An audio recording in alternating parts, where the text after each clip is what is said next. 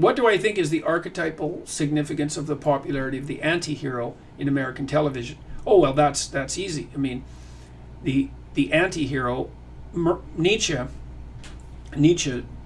made the proposition that he said that morality is cowardice. Now, that's not exactly what he said. What he said in a more elaborated form is that very frequently people are afraid to do things, and they're often things that other people regard as bad, and because they don't want to admit to themselves that the reason they won't do those things that are regarded as bad is because they're cowardly, they pretend that it's because they're moral. And so often conventional morality is a consequence of conventional cowardice. And the problem with conventional cowardice is that it's not sufficient to solve serious problems. And so, for example, it's necessary for a man, and perhaps for a woman as well, to become a bit of a monster, or even a lot of a monster, in order to move through life successfully.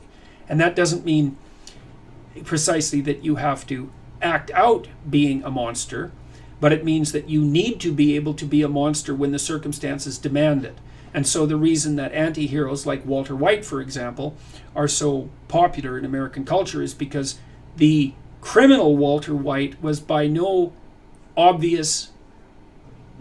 in no obvious way less moral than the conventional and cowardly Walter White. Now, you might say he went from one extreme to another, which he did.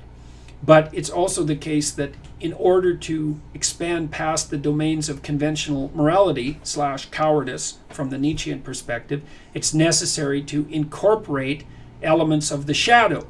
And that's in some sense what Nietzsche meant when he said that we need to go beyond good and evil. And it's certainly what Jung meant when he said that it's necessary for someone who wants to burst forth from the potentially pathological confines of their conventional persona into the journey towards individuation and the development of the self, was that the shadow had to be incorporated.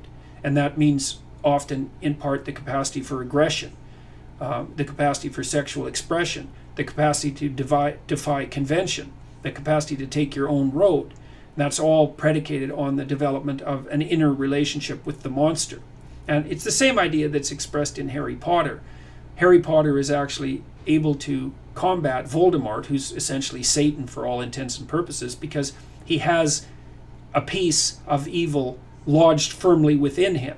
And it's also what makes him a redeeming rule breaker, right? So the anti-hero is the shadow, roughly speaking, and the shadow is the thing that the persona needs to incorporate to become the hero. So